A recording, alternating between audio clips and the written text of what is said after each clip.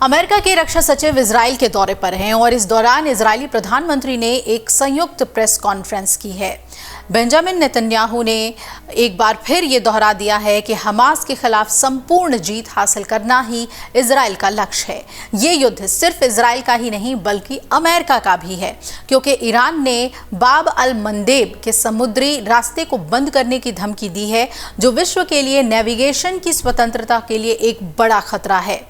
आपको बता दें कि प्रेस को संबोधित करने के दौरान कल इजरायली पीएम बेंजामिन नेतन्याहू ने इजराइल के समर्थन के लिए वाशिंगटन को धन्यवाद कहा।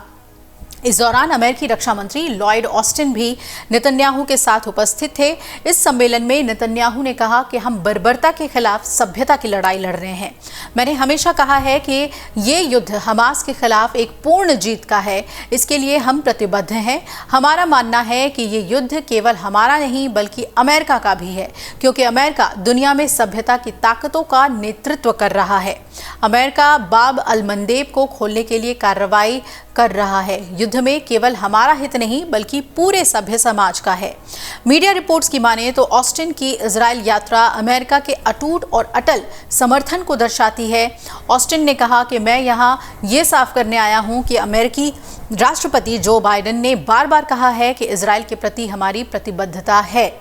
इजराइल के प्रति हम अटल हैं। इजराइल एक छोटा और एकजुट देश है। इजराइल हमास की भयावहता से प्रभावित है। अमेरिकी नागरिकों के साथ इजरायली नागरिक अब भी हमास की कैद में हैं और इजराइल के प्रति हमारी प्रतिबद्धता अटूट है। किसी भी व्यक्ति, समूह या देश को हमारे संकल्प की परीक्षा नहीं लेनी चाहिए। ईरान को हौती हमलों का विरोध करना चाहिए। अमेरिका इजराइल को हथियारों और उपकरणें देता रहेगा जिसकी इन्हें ज़रूरत है। इजराइल पर हमास के 7 अक्टूबर के हमलों के मद्देनज़र राष्ट्रपति जो बाइडेन ने यह स्पष्ट कर दिया है कि वो एक नई फ़लस्तीनी प्राधिकरण देखना चाहते हैं, जिसे अब्बास 2005 से चला रहे हैं। वहीं बाइडेन ये भी चाहते हैं कि संघर्ष समाप्त होने के बाद नई फ़लस्तीनी प्राधिकरण गाज़ा में कार्यभार संभाले और इसे वेस्ट बैंक के प्रशासन के साथ एकजुट करे। बाइडेन के राष्ट्रीय सुरक्षा सलाहकार जैक सुलिवन ने शुक्रवार को अब्बास से मुलाकात की थी और सुलिवन फ़लस्तीनी राष्ट्रपति अब्बास से मुलाकात करने वाले सबसे नवीनतम वरिष्ठ अमेरिकी अधिकारी हैं।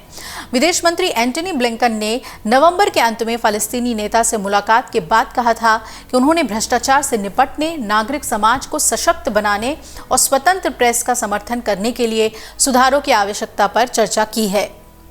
बातचीत की जानकारी देने वाले 3 फ़लस्तीनी और एक वरिष्ठ क्षेत्रीय अधिकारी ने कहा कि बंद दरवाजों के पीछे वाशिंगटन के प्रस्तावों में अब्बास को प्राधिकरण पर अपना कुछ नियंत्रण छोड़ना भी शामिल होगा।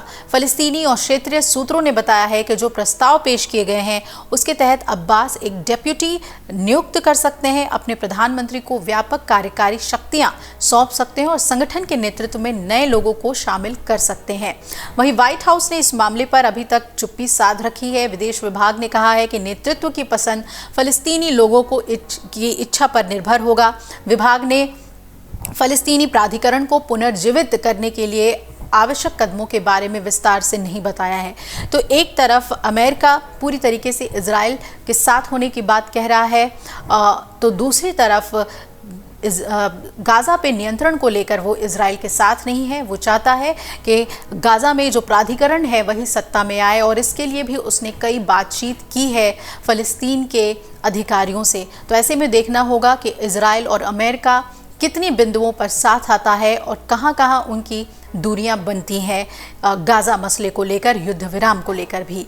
अगर आप ये वीडियो YouTube पर देख रहे हैं तो हमारे चैनल को सब्सक्राइब करें और बेल आइकन को दबाना ना भूलें। अगर आप Facebook पर ये वीडियो देख रहे हैं तो हमारे पेज को लाइक करें।